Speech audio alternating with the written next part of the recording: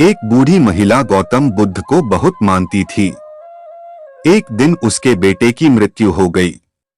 बेटे की मृत्यु पर मां बहुत दुखी थी। वह तुरंत ही गौतम बुद्ध के पास पहुंची और पूरी बात बताई। महिला ने कहा कि आप मेरे बेटे को फिर से जिंदा कर दीजिए। महिला बुद्ध को भगवान मानती थी। उसे लगता था कि वे उसके बेटे को जीवन दान दे सकते हैं। महिला की बातें सुनकर बुद्ध ने कुछ देर सोच विचार किया।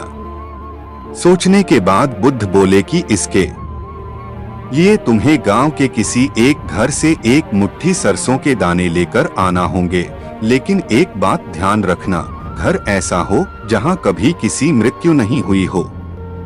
महिला बेटे के मरने से बहुत दुखी थी, तो उसे एक उम्मीद मिल गई कि उसका बेटा फिर से जिंदा हो सकता है।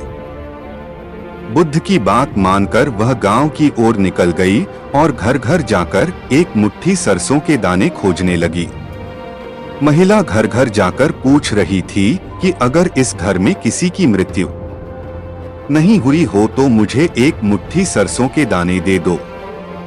जहां जहां महिला जाती वहां उसे ये जवाब मिलता कि उनके घर में मृत्यु तो हुई है।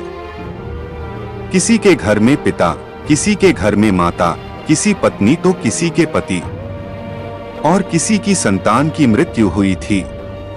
पूरे गांव के एक एक घर में महिला ने सरसों के दाने मांगे, लेकिन सफलता नहीं मिली।